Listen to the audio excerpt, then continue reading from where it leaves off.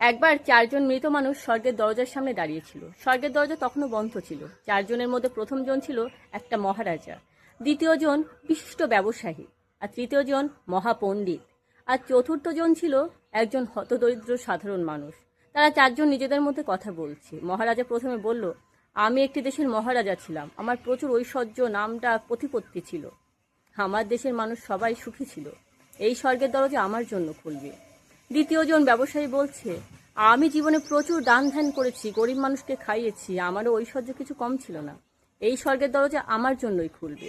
তখন তৃতীয় জন মহাপণ্ডিত বলছেন, আমি একজন পণ্ডিত ছিলাম জানো, আমি প্রচুর মানুষকে জ্ঞানের আলো দেখিয়েছি, সারা জীবন আমি ধর্মকর্ম নিয়েই পড়েছিলাম। এই স্বর্গের দরজা শুধুমাত্র আমার জন্য খুলবে। তখন চতুর্থ ভাবছে মনে মনে, আমি তো দরিদ্র মানুষ ছিলাম, না করেছি দান ধ্যান, না ছিল আমার প্রতিপত্তি, এই স্বর্গের দরজা কখনোই আমার জন্য খুলবে না। ঠিক সেই মুহূর্তে স্বর্গের দরজা দারোয়ান এসে হাজির হলো। তার হাতে ছিল একটি মোটা বড় খাতা। সে দারোয়ান প্রথমে মহারাজাকে জিজ্ঞেস করলো, তুমি জীবনে কি কি কাজ করেছো? মহারাজা বলল, আমি একটি দেশের মহারাজা ছিলাম, আমার প্রচুর ঐশ্বর্য ছিল, প্রতিপত্তি ছিল, নামডাক ছিল, আমার দেশের মানুষ সবাই সুখী ছিল।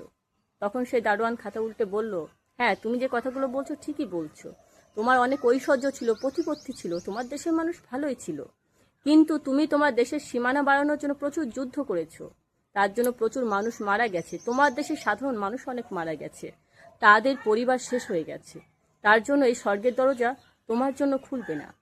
তখন দ্বিতীয় জনকে জিজ্ঞাসা করলো, তুমি কি কি করেছো জীবনে? দ্বিতীয় জন ব্যবসায়ী বলছেন, আমি জীবনে প্রচুর দান ধ্যান করেছি, অনেক গরিব মানুষকে খাইয়েছি, অনেক কিছু দিয়েছি, আমারও ঐশ্বর্য কিছু কম ছিল না। তখন ওই দারোয়ান খাতা উল্টে বলল, হ্যাঁ, তুমি যা যা বলছো ঠিকই বলছো, তুমি প্রচুর দান ধ্যান করেছো ঠিকই, অনেক গরিব মানুষকে খাইয়েছো ঠিকই, কিন্তু তুমি যে টাকার বিনিময়ে মানুষকে খাইয়েছো, মানুষকে দান করেছো, সেই অর্থ তুমি অবৈধভাবে উপার্জন করেছো। অনেক মানুষকে ঠকিয়ে বিপদে ফেলে এই অর্থ তুমি উপার্জন করেছো, আর তাই দিয়েই দান করেছো। সেজন্য এই স্বর্গের দরজা তোমার জন্য খুলবে না। তৃতীয় জনকে জিজ্ঞাসা করলো সেই দারোয়ান, তুমি কি কাজ করেছো জীবনে? তখন, আমি একজন মহাপণ্ডিত ছিলাম, সারা জীবন ধর্মকর্ম করেই কাটিয়েছি, আমি অনেক অশিক্ষিত মানুষকে শিক্ষা দান করেছি, জ্ঞানের আলো দান করেছি।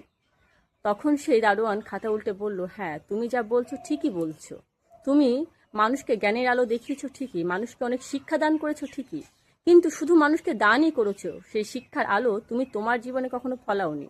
মানুষকে শুধু জ্ঞানই দিয়েছো, সেই জ্ঞান তুমি নিজে কখনো নিজের জীবনে প্রয়োগ করোনি। তুমি ধর্মকর্ম করেছো ঠিকই, কিন্তু সেটা মাত্র নিজের স্বার্থের জন্য, এই স্বর্গ লাভের জন্য। সেজন্য এই স্বর্গের দরজা তোমার জন্য খুলবে না। তখন চতুর্থ মানুষকে জিজ্ঞাসা করলো, তুমি কি কাজ করেছো জীবনে?